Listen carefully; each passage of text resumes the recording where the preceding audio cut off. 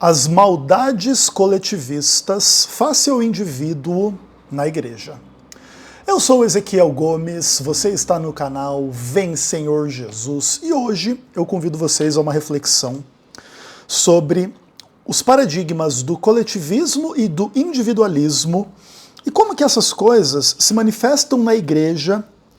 E o meu foco principal aqui é a experiência do indivíduo cristão dentro da igreja, que de alguma forma sofre maldades que vêm do coletivo, num contexto de grupos, né, e dessa relação entre os grupos dentro da igreja e o indivíduo, vamos colocar desta forma. Bom, quando a gente pensa sobre coletivismo, a minha garrafa aqui está querendo participar da nossa conversa, tá? Não sei se vocês estão conseguindo ouvir ela estalar aí por aí. Quando a gente estuda coletivismo ou individualismo, a gente está diante de dois paradigmas um pouco diferentes na compreensão a respeito da humanidade e dos grupos sociais, enfim, uma questão que é bastante profunda, bastante complexa e bem interessante assim, sobre os seres humanos. Vou tentar explicar aqui.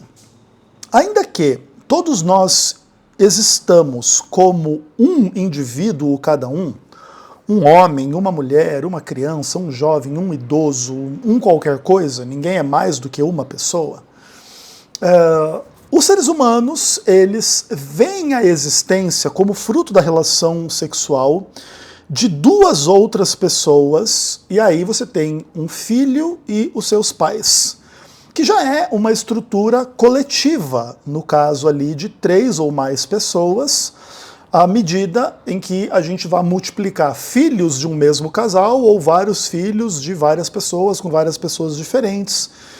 E a realidade familiar, ela é, vamos dizer assim, a base central da experiência humana e de cada indivíduo, tudo bem? Então, esse pai e essa mãe que tem esse filho, também vieram eles à existência como filho e filha de outros pais e etc, entendeu? As únicas exceções a essa realidade dentro da mentalidade bíblica são Adão e Eva, e Jesus Cristo também é uma figura um pouco especial, de certa forma, em função do seu nascimento de uma virgem, mas fora essas pessoas aí, que seriam 3 pessoas na história da humanidade, todas as demais têm a sua existência individual conectada a este esforço coletivo de um casal que transa e que tem filho, seja porque quer, seja porque não quer, seja de forma deliberada ou de forma acidental, seja com amor, seja sem amor, e etc, e etc, e etc, e etc. E aí, obviamente que o conjunto de muitas famílias aí vai gerando grupos sociais cada vez mais complexos e etc e tal. E o que acontece assim? O indivíduo humano, um ser humano, é um ser muito especial na face da Terra. Mas, ao mesmo tempo, apesar dele ser muito especial e ele ter muitas potencialidades e ele ser capaz de realizar coisas incríveis do ponto de vista da comparação do ser humano com todos os demais animais na face da Terra e etc., um ser humano individualmente também é muito frágil. Vamos colocar desta forma. Se você largar um ser humano perdido sozinho no mundo, mesmo que ele consiga sobreviver bem por um longo período de vida, ele consiga viver 70 anos sozinho no mundo, comendo, bebendo, descansando, em segurança, blá blá blá. A partir do momento que essa pessoa morrer, acabou a humanidade. Esse é o primeiro ponto. E o outro ponto é que, para matar esse ser humano, não é muito difícil, vamos dizer assim. Um animal, um vírus, um acidente, uma coisa assim, quando uma pessoa está sozinha, ela pode vir a, inclusive, morrer num contexto muito besta, vamos dizer assim, entendeu? Por exemplo, vamos dizer que um ser humano sozinho existisse na face da Terra, ele subisse numa árvore para comer uma fruta, caísse e quebrasse a perna. Na ausência de pessoas para lhe ajudar a recuperar aquela perna quebrada, ele se torna um alvo absolutamente fácil para predadores, ou mesmo a incapacidade dele agora de andar vai fazer com que a sobrevivência dele seja ameaçada em nível grau, hard, assim, um grau muito alto, assim, vamos dizer assim. E etc e tal. Então, tipo, um ser humano sozinho é um bicho muito especial, mas ao mesmo tempo muito frágil, né? E o que acontece? Quando você acrescenta homens e mulheres na relação entre si e capazes de ter filhos, essa fragilidade humana, ela ainda é uma realidade na história de cada indivíduo, mas ela começa a ser minimizada pela presença de outras pessoas naquele grupo. Então, se você cai e quebra a perna, alguém vai ali, te ajuda a levantar, te leva para um lugar seguro, faz ali algum tipo de primeiro socorro, tenta colocar o osso no lugar, tenta fazer você descansar até aquele osso sedimentar e você voltar a andar.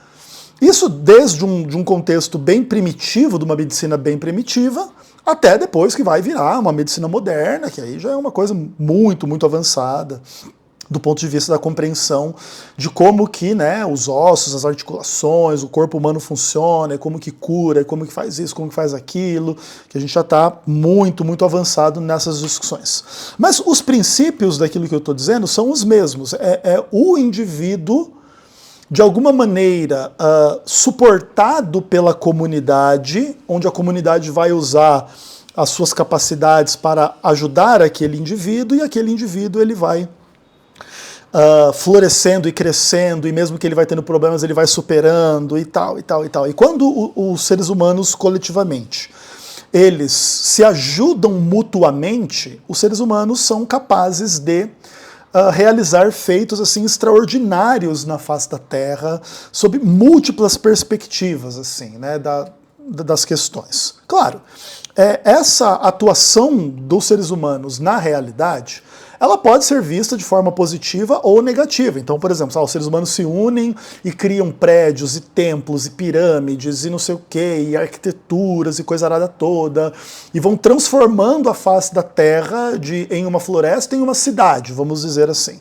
Alguém pode dizer, nossa, que coisa boa, agora nós seres humanos temos um lugar mais adequado para a gente viver, não no chão de uma floresta, mas aqui num prédio, numa rua asfaltada, onde vão andar os carros, as pessoas, e vai ter muito menos perigo do que se a gente estivesse andando em cima de uma mata que poderia ter cobra, escorpião e animais não sei o que grandes, e onça e leão e sei lá mais o que.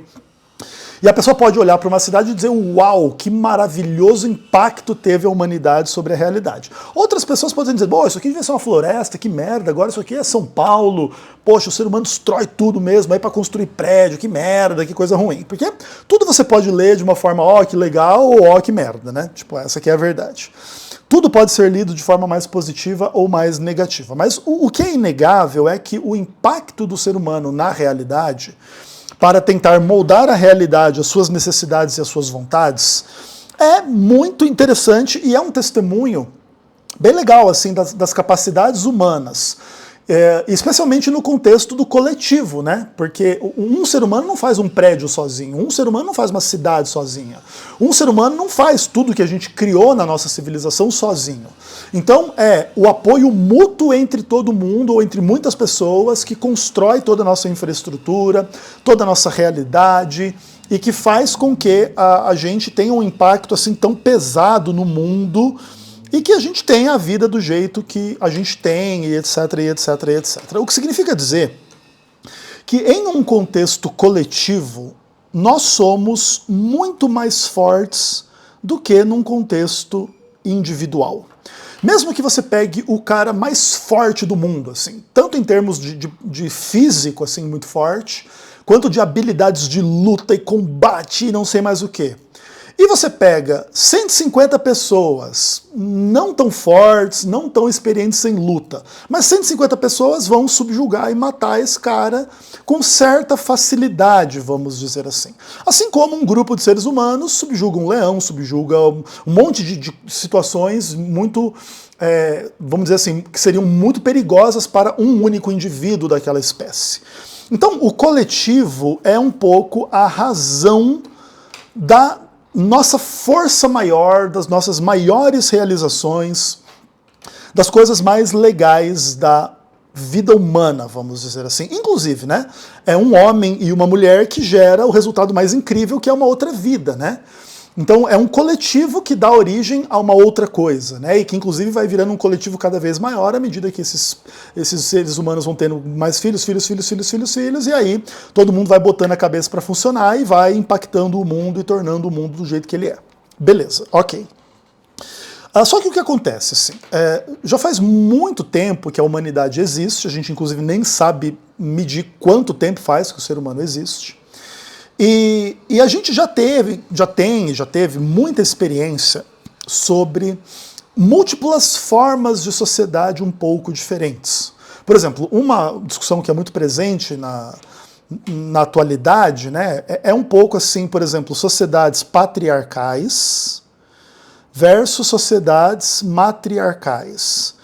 A gente não tem assim uma memória muito presente na nossa sociedade ocidental de sociedades matriarcais que floresceram demais e que foram muito legais e etc. Mas existe uma crítica, né, especialmente feminista, ao patriarcado, que inclusive supõe assim, que houve uma época que a humanidade ela era liderada não pelo pai de família, mas pela mãe da família. E naquela época os seres humanos eram mais carinhosos, eram mais legais, eram mais gente boas, era tudo de bom e não sei mais o quê. E aí os homens ascenderam ao poder e criaram sociedades patriarcais, e aí os seres humanos ficaram violentos e maldosos e não sei o quê, porque o homem é tóxico, é maligno e blá blá blá, e a mulher, ó, coitadinha.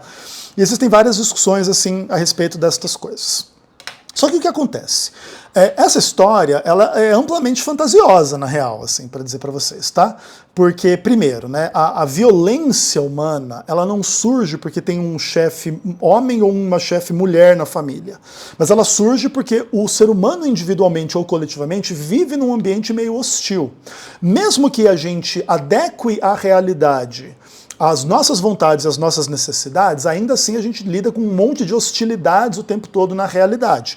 E isso faz com que os indivíduos ou os grupos reajam negativamente àquilo que lhes ameaça. Então, mesmo em sociedades matriarcais, vai haver guerra, vai haver briga pelos recursos, vai haver discordâncias entre as pessoas, e vai haver treta e briga e violência e etc. Tanto que mulheres também cometem atos de violência. Mulheres batem, mulheres matam, mulheres gritam, mulheres xingam, mulheres lutam por uma XYZ coisa que tem pouco e todo mundo quer e não sei o quê.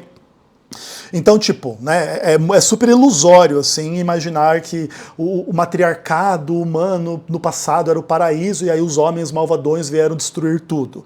Por que nós deixaríamos de viver no paraíso matriarcal se era tão bom assim e viraríamos um patriarcado? Também nem faz tanto sentido. E aí, claro, essas discussões são antropológicas e sociológicas e nem sempre são guiadas com base numa narrativa cristã da história. Tem muito de evolucionismo nessas questões e etc. Mas existe um pouco dessas questões todas. Eu só estou querendo criar o contexto aqui da nossa discussão para a gente daqui a pouco chegar lá na igreja e nas questões individualistas e coletivistas. Mas antes da gente chegar na igreja, é importante a gente entender um pouco algumas coisas. Assim.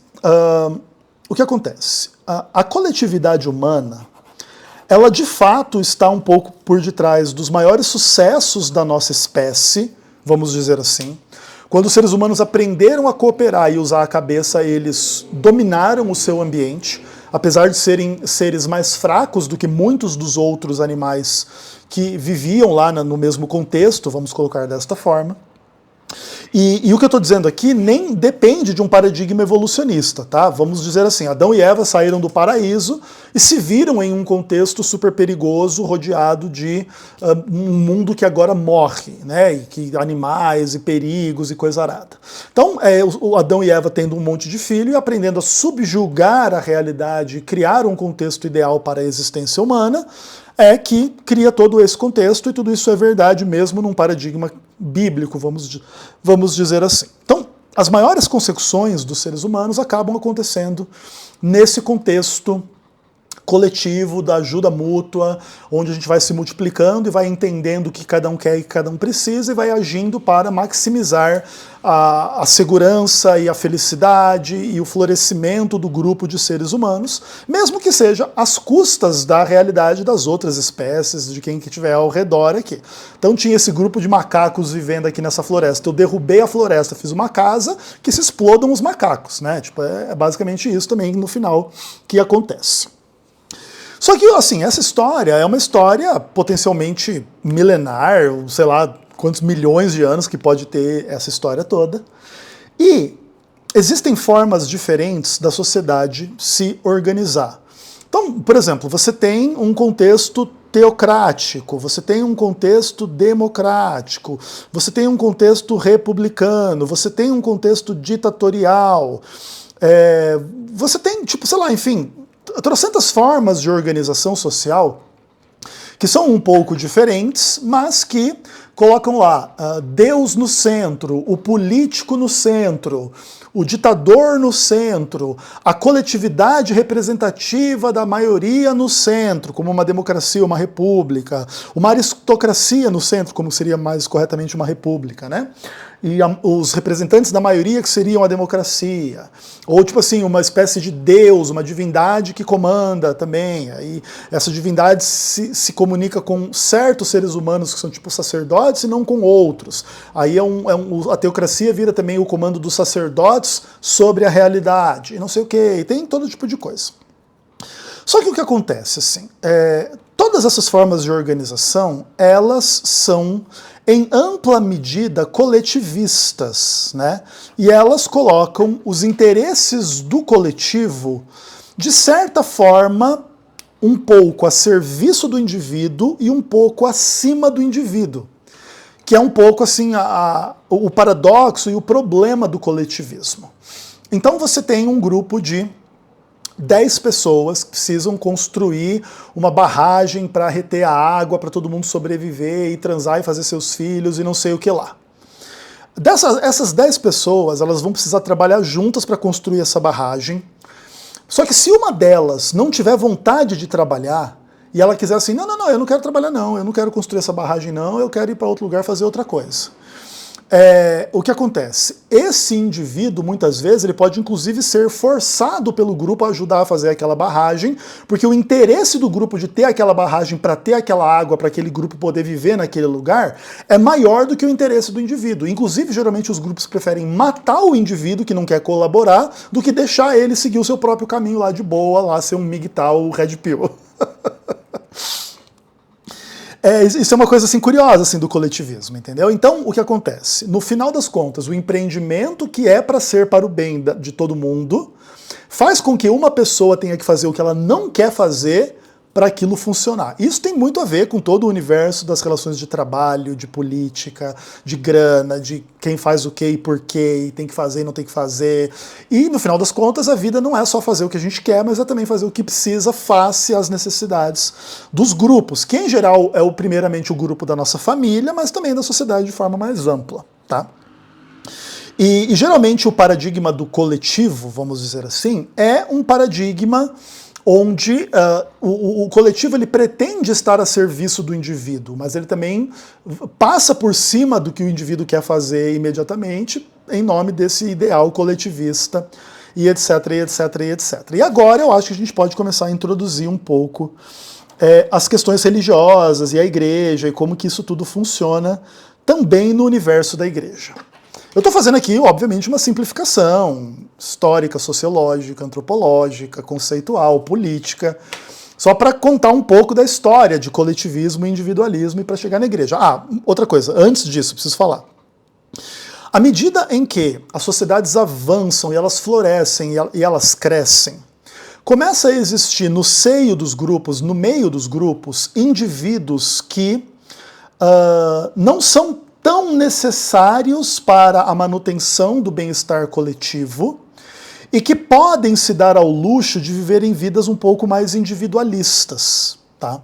Então, por exemplo, depois que as pontes estão construídas, os prédios estão construídos, as barragens estão feitas, os sistemas estão realizados, e já tem água, comida e não sei o que, mais ou menos assim para todo mundo, desde que cada um meio que faça um pouco o mínimo pela realidade, as pessoas perdem um pouco a noção de que elas estão servindo ao coletivo e elas começam a dizer assim, poxa, eu posso escolher trabalhar ou na barragem, ou na agricultura, ou no computador, ou no marketing, ou no governo, ou nisso ou naquilo, e agora eu não preciso mais servir a construção desse projeto coletivo que já está construído, mas eu posso simplesmente ir atrás dos meus interesses como indivíduo, mais do que se eu vivesse numa sociedade um pouco menor e que ainda tivesse que ser construída. E aí, quando a sociedade floresce, quando ela cresce, quando ela está bem estabelecida, alguns membros dentro do grupo começam a se tornar mais individualistas face ao grupo. Então, enquanto tem algumas pessoas do grupo que ainda estão trabalhando no esgoto, na energia elétrica, no governo, para manter a infraestrutura, isso e aquilo tudo funcionando, tem a pessoa ali que vive dentro daquela sociedade, simplesmente, por exemplo, sei lá, produzindo conteúdo erótico. Então a pessoa não cria nada de bom praticamente assim na sociedade, mas vive de transar com outros, fazer foto e vídeo, e trouxa vai lá, dá 1, 10, 5, 10 reais para aquela pessoa, e aquela pessoa ganha dinheiro, meio tipo assim, servindo aos seus próprios interesses particulares, sem esses interesses coletivistas de forma mais ampla. Assim, claro, o interesse coletivista nesse caso vai ser muitas pessoas querendo ver esses vídeos, essas fotos, para monetizar quem produz esses vídeos e essas fotos. Então também não dá para escapar desse aspecto. Mas o que eu estou tentando explicar é assim, que quando a sociedade floresce e ela cresce, abrem-se alguns espaços para pessoas viverem vidas mais egoístas e mais centradas nelas mesmas do que a esse serviço obrigatório do coletivo. Entendeu? Ok.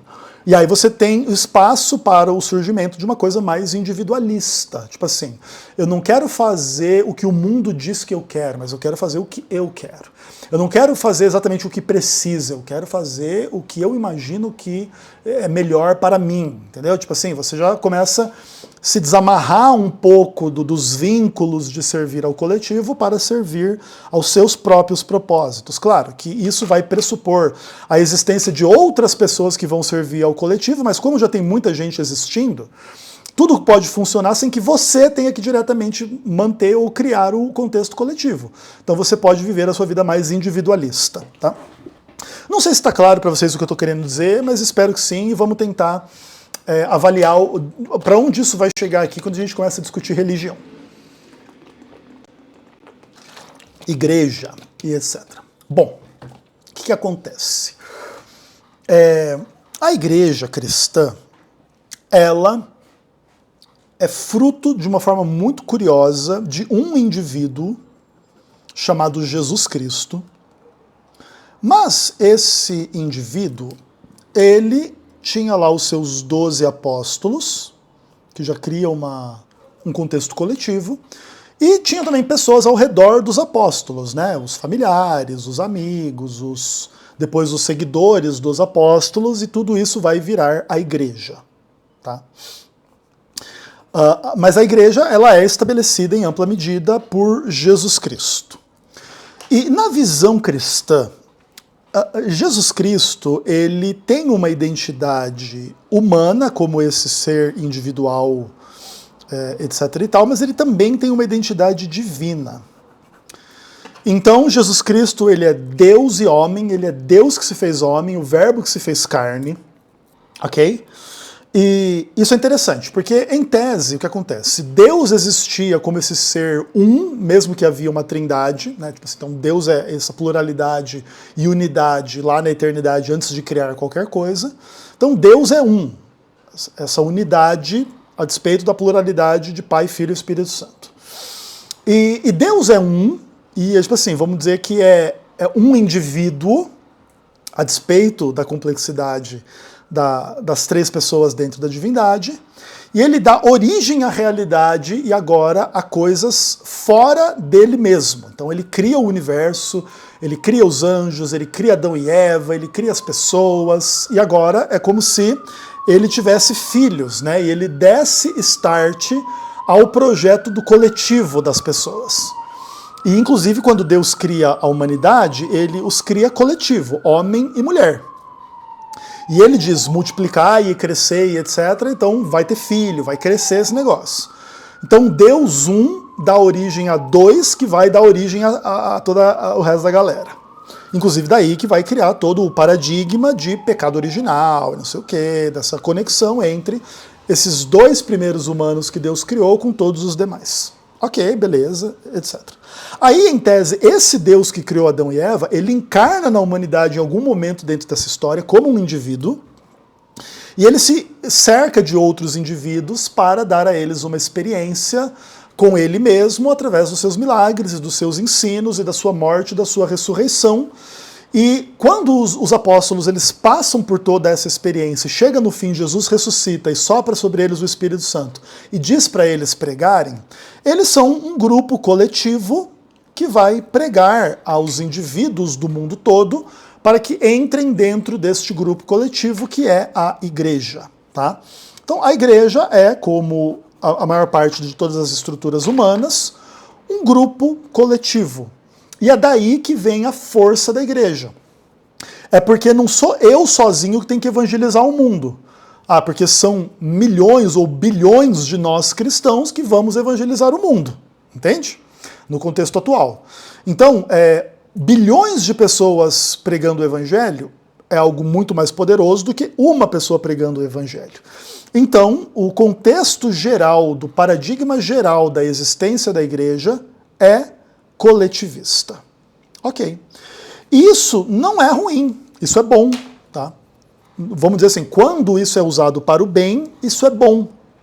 Não tem nenhum problema com o fato de nós sermos mais do que uma pessoa. Até melhor que seja assim, né? Porque senão eu estaria vivendo numa floresta sem internet, sem prédios, sem água encanada ou água de boa aqui presente, água potável aqui na minha casa. E também não estaria gravando vídeo para ninguém, até porque ninguém mais existiria para ver o vídeo, né? Então, que bom que a gente não é um indivíduo só. Entretanto, assim como eu dei o exemplo de que muitas vezes o coletivo, ele, sob pretexto de servir ao indivíduo, ele faz com que o indivíduo tenha uma vida pior do que de fato o indivíduo gostaria de ter. Isso também acontece na igreja, vamos tentar entender essa questão. Às vezes a gente romantiza a experiência da igreja primitiva como uma igreja, sim, que tem todas as qualidades que a nossa igreja atual tem, ou até qualidades que a nossa igreja atual não tem, e que não tem defeitos, e que não tem especialmente os defeitos que a nossa igreja atual tem. A gente tem um pouco dessa ilusão assim, sobre a igreja primitiva. Até porque ali a ideia da presença muito imediata de Cristo e do Espírito Santo de uma forma mais visível, mais poderosa, e milagres e coisas extraordinárias, cria um pouco esse contexto para a gente, assim, de que a vida da igreja, no começo, ela era menos ruim do que é a vida da igreja hoje, onde Cristo está longe de nós 2000 anos e a presença do Espírito Santo, ainda que seja real, ela não acontece, talvez de forma tão visível, para lidar com os problemas da igreja, ou mesmo para capacitar a igreja a pregar o evangelho. Então, por exemplo, se você tem uma pessoa que tenta dar golpe dentro da igreja hoje, ao invés de Deus ir lá e matar a pessoa como fez com Ananias e Safira, deixa a pessoa ganhar dinheiro de trouxa o suficiente para comprar a Rede Record, né? Para quem não sabe, estamos falando de Edir Macedo. Então, o que acontece? Assim, em função disso tudo também, a condição atual da igreja cristã, das igrejas de forma geral, não é totalmente análoga à igreja primitiva. E mais ao mesmo tempo também, na igreja primitiva já havia problemas e questões, né? Você tem ali algumas discussões, inclusive teológicas, o evangelho para circuncisão ou também para não circuncisão, e tensões um pouco de poder entre quem é o discípulo, quem não é, quem é o apóstolo, quem não é, quem está na hierarquia acima, quem está abaixo, e aí Judas sai, aí tem que escolher Matias, aí depois entra Paulo, mas Paulo é apóstolo, não é apóstolo. E começa a existir tensões e discordâncias e tretas e um monte de questões e etc e tal. E o que acontece, assim como dentro dos contextos coletivistas de existência social e política e econômica mais geral, para a existência da igreja, algumas dinâmicas vão se repetindo, porque estamos falando de seres humanos.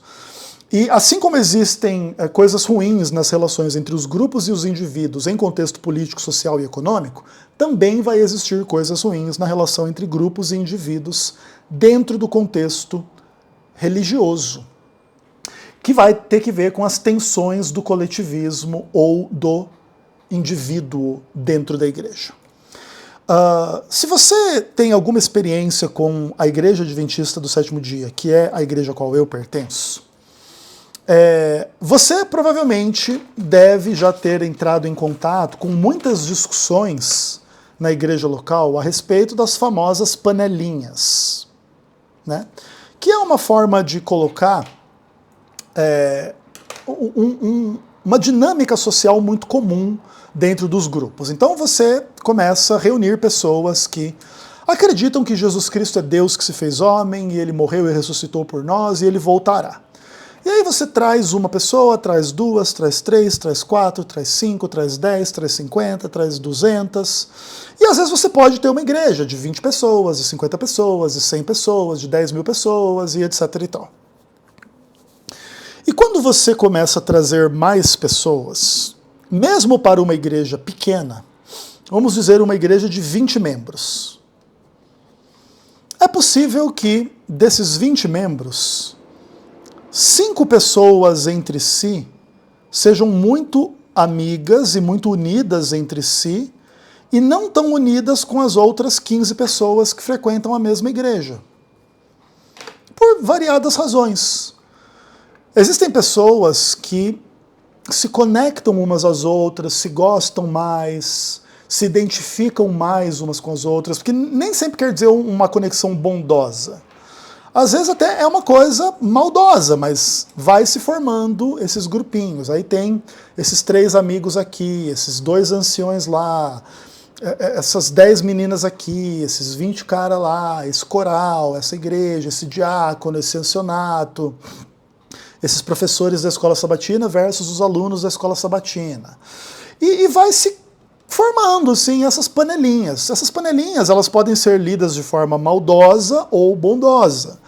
A gente pode ler assim, nossa, as pessoas estão fazendo vínculos e amizades na igreja e criando uma panelinha. Ok, mas também às vezes tem o lado negativo.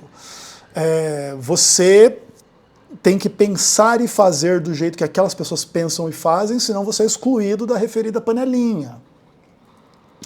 E é assim que as coisas vão fazendo com que certas maldades coletivistas se imponham sobre a realidade de certos indivíduos. E essa é uma das fontes assim, de grande frustração dentro da igreja. Quando indivíduos se veem tolhidos, perseguidos, ignorados, excluídos dos grupos que de alguma forma comandam a igreja, que às vezes pode ser um grupo só, pode ser vários grupos, dependendo do tamanho da igreja. Então, por exemplo, uma igreja com 200 membros pode ter 3, 4 grupos de liderança. Uma igreja de 20 membros provavelmente vai ter só um grupo de liderança. Então tudo depende um pouco da realidade local também. Mas o fato é, às vezes um indivíduo dentro da igreja, ele tem os seus interesses individuais de estar ali e de servir aquela comunidade, não tão conectadas a um grupo dentro da igreja, mas às próprias percepções individuais desta pessoa. É como se fosse uma pessoa individual em face a esses grupos. Tá? E talvez eu não esteja conseguindo explicar da melhor forma esse fenômeno, mas eu acredito que qualquer pessoa que tenha um pouco de experiência com a igreja consegue entender do que eu estou falando.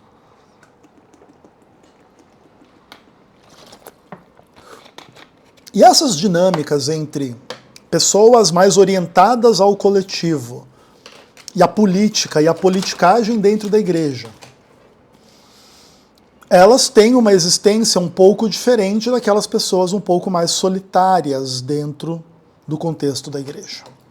Inclusive, é disso que vem esse fenômeno de que muitas vezes a igreja ela é comandada por uma ou mais ou pelo menos poucas famílias, tanto a nível local quanto a nível institucional, entendeu?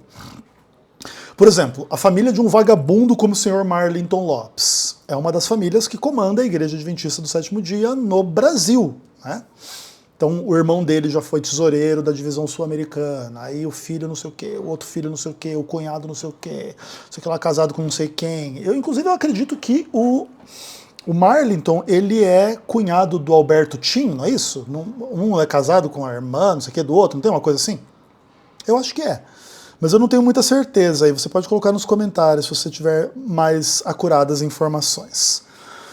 Mas aí você vai criando essas relações, esses grupos, e esses rolês, e esses contextos, e também, no final das contas, o que acontece, assim, o Adventismo do Sétimo Dia é uma igreja que coleta dízimos e ofertas de indivíduos para oferecer esses dízimos e ofertas ao coletivo, que vai gastar o dinheiro que todo mundo arrecada. Né? Isso é o que acontece. E muitas vezes esse coletivo, que seria tipo assim, a associação, a união, a divisão, a conferência geral, ela também assim tem um grupo ali dentro que toma as maiores decisões em relação ao ministério como um todo. Então, por exemplo, vamos dizer que tem 5.000 pastores na divisão sul-americana, mas tem meia dúzia de presidentes de união, 50 presidentes de associação, meia dúzia de tesoureiros de não sei o quê, entende? Vai criando assim, no meio de 5.000 pastores, vai ter ali 100, 2 centenas de pessoas que realmente comandam o contexto como um todo, e que tomam as decisões e etc e tal. E as interações entre o individual e o coletivo nessas estruturas é super curiosa, é super interessante. Porque, por exemplo, imagine o seguinte, imagine que nós somos 20 milhões de adventistas no mundo e tem um presidente da Conferência Geral, que é o Ted Wilson. Então, é um indivíduo sentado sobre a estrutura de dinheiro e de coisa arada de 20 milhões de pessoas, e que ele tem, sei lá, 150 amigos de comissões debaixo dele, em divisão, em não sei o que, não sei o que, não sei o que lá, decidindo o que vai acontecer com os rumos da igreja, onde vai botar o dinheiro, onde vai fazer o evangelismo, que livro que vai distribuir ou não vai distribuir, que tipo de coisa vai ser feita ou não vai ser feita dentro da igreja. E às vezes, tipo assim, tem o coletivo na base da estrutura e tem o indivíduo no topo da pirâmide. Ou tem o indivíduo na base da pirâmide e tem um coletivo de 150 pessoas no topo da pirâmide. Então, a interação entre indivíduos e coletivos dentro dessa estrutura é muito interessante, né? Porque cada indivíduo acaba fazendo parte de vários grupos, né? Tanto de forma pequena quanto de forma ampla. Então, por exemplo, qualquer membro da igreja, mesmo que não tenha amigos dentro da igreja, é um membro da igreja de 20 milhões de pessoas. Então, é membro de um coletivo. Entendeu? E um líder de associação é um dentre outros líderes de associação também. Um líder de união é um líder dentre outros líderes também.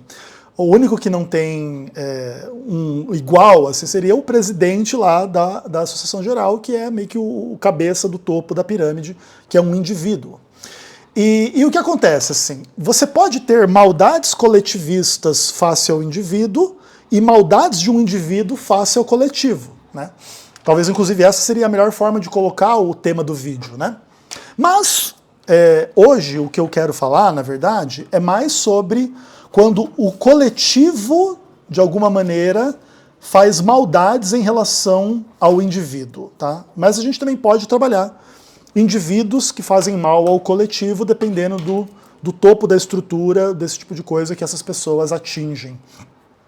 Aí, às vezes, por meio lícito, às vezes por meio ilícito, às vezes por corrupção, às vezes por politicagem, às vezes por manipulação, às vezes por serem psicopatas que estudam formas de ascender ao poder dentro das estruturas sociais, políticas e eclesiásticas e etc.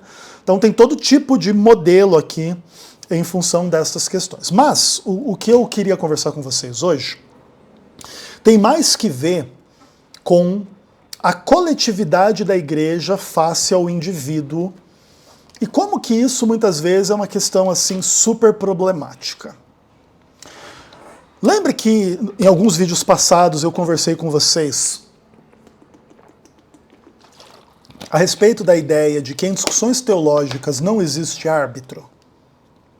Pelo menos não existe um árbitro humano para dizer qual é a doutrina correta, se Deus existe ou não realmente, se a Bíblia está bem traduzida ou não, se essa doutrina é correta ou não, se isso deve ser entendido assim ou não em relação às XYZ coisas. Não existe árbitro.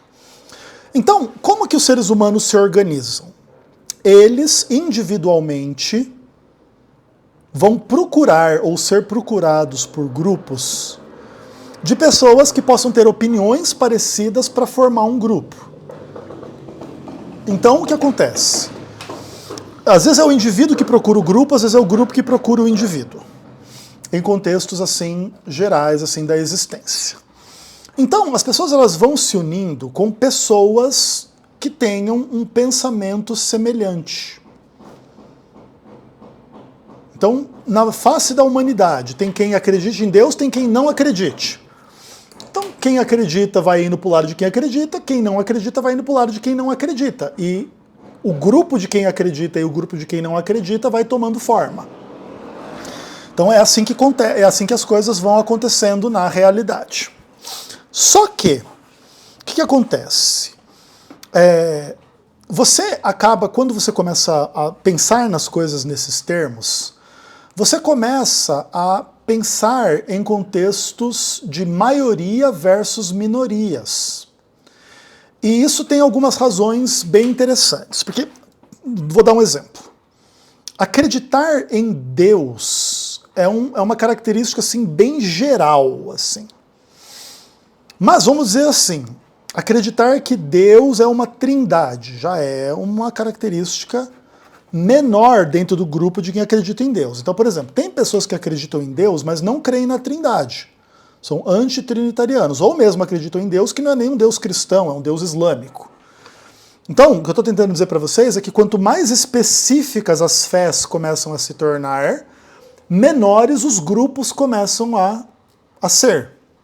Então, o grupo de quem crê em Deus como trindade é menor do que o grupo que crê em Deus de uma forma geral. Quem crê em Deus trindade também crê em Deus, mas nem todo mundo que crê em Deus crê que Deus é trindade. E o que acontece assim? A maioria das pessoas tem crenças superficiais por várias razões. Não é nem porque elas são maldosas, é porque elas estão na correria da vida e não sei o quê, e elas não têm nem educação, nem tempo, nem disposição para serem os mais profundos filósofos a respeito da crença em Deus, por exemplo. Então a pessoa crê em Deus, mas talvez ela nem tenha tanta noção, é trindade ou não trindade? É meio confuso, não sei. Pode ser que sim, pode ser que não. Por quê? Porque ela nunca estudou, ela nunca se aprofundou, ela nunca teve e desenvolveu opiniões assim específicas sobre essas coisas. E por um outro lado, existem alguns indivíduos muito profundos. A pessoa, ela acredita em Deus, mas ela quer saber, poxa, Deus é esse Deus da Bíblia ou não? Deus é esse Deus da Trindade ou não? E Deus é atemporal ou não? E Deus é para guardar o sábado ou não? E Deus criou o mundo assim em 6 dias ou ele é outra coisa? Ele é uma pessoa ou ele é uma energia? E às vezes, no interesse individual da pessoa, a pessoa vai fundo na visão das coisas. E ela praticamente não encontra muitos colegas que partilhem das suas convicções específicas sobre as coisas. E você tem uma maioria que tem convicções gerais.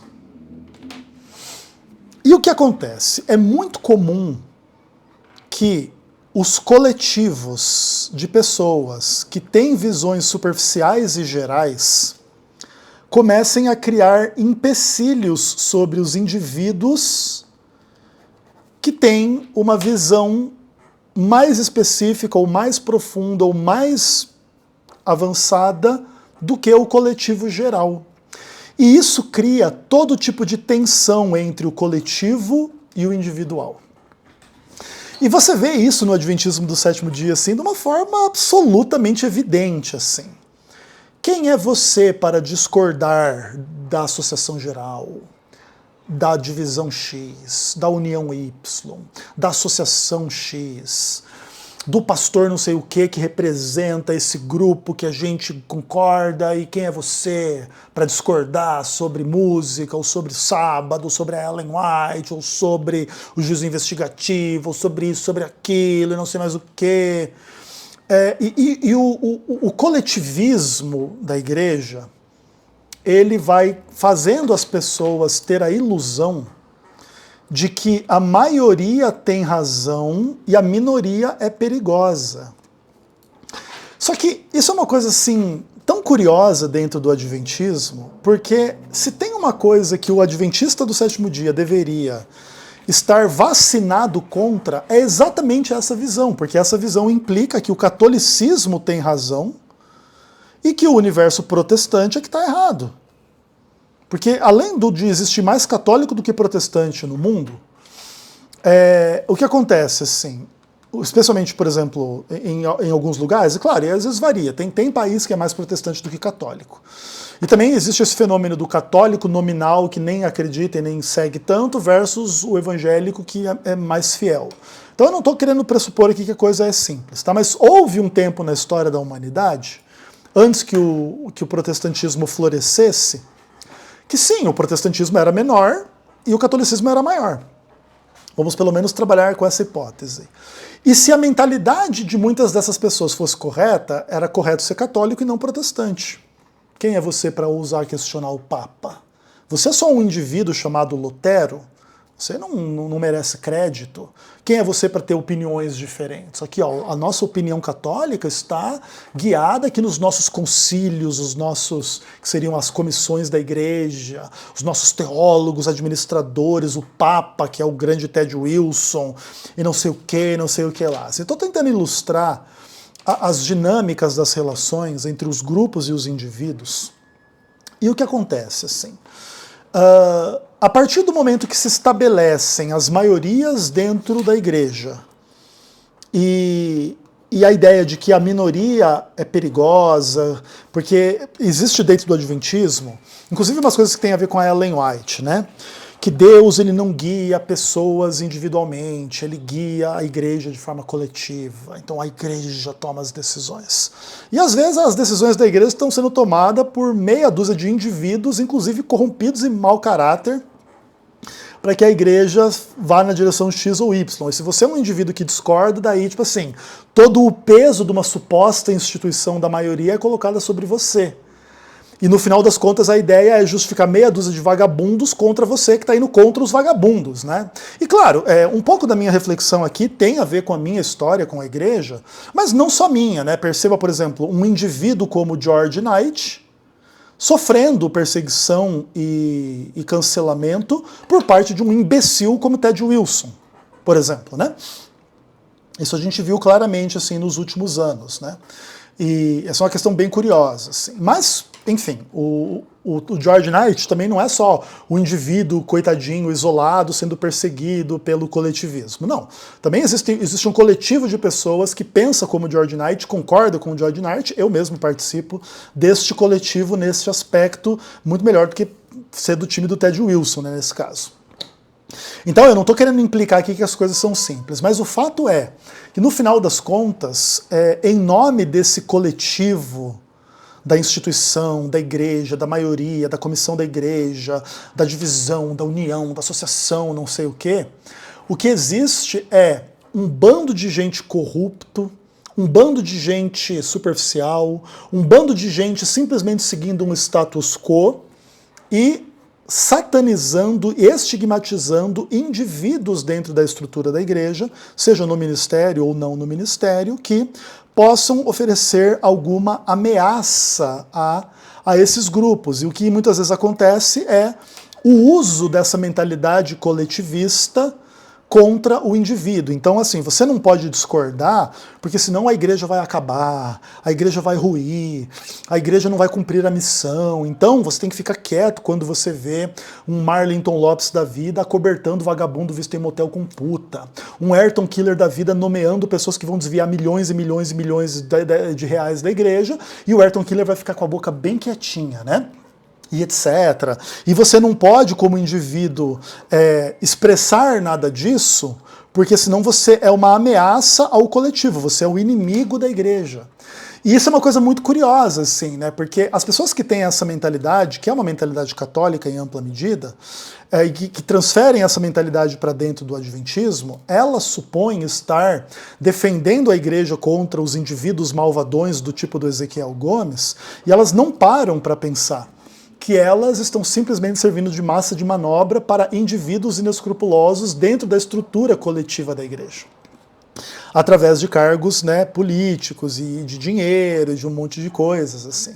Então é uma relação bastante perversa muitas vezes do coletivo das comissões, das associações, uniões, divisões e da Conferência Geral versus pessoas individuais dentro da estrutura que ousam perceber as coisas de forma divergente daquela do grande papa, do grande líder, do grande vagabundo visto em motel com puta ou coisas do tipo. Entende?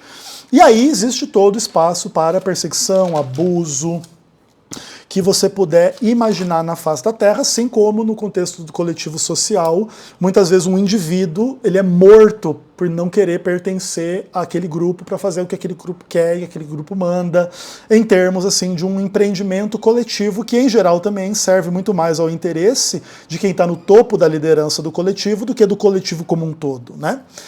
E é como geralmente funciona. O que implica, inclusive, dizer que as religiões, de forma geral, e a Igreja Adventista do Sétimo Dia, em ampla medida, são estruturas políticas, e nada muito diferente disso.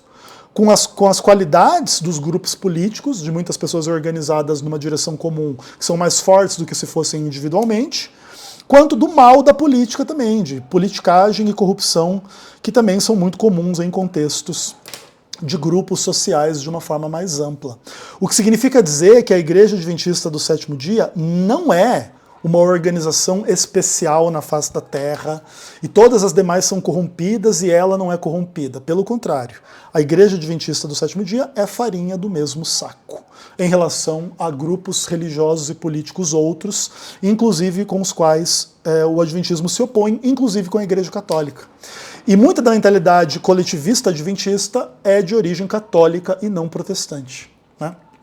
Para inclusive provar que a religião dos adventistas do sétimo dia coletivistas não é nem um pouco melhor do que a religião corrompida dos católicos romanos. Gostem eles de ouvir a verdade do que aqui está sendo dito ou não. E aí o que seria a contra-argumentação destas pessoas? Quem é o Ezequiel Gomes, esse indivíduo aí para falar isso contra o nosso maravilhoso grupo, representado pelo nosso maravilhoso Papa Ayrton Keller, o nosso maravilhoso Papa Marlington Lopes, o nosso maravilhoso Papa visto em motel com puta, hã? Quem você pensa que é? E assim o catolicismo se espalha dentro da igreja, né? Ah, Senhor do céu, né? Chamar os outros de Babilônia é fácil, difícil é reconhecer a Babilônia em si. Fica como está. Um abraço até o próximo vídeo, se Deus quiser.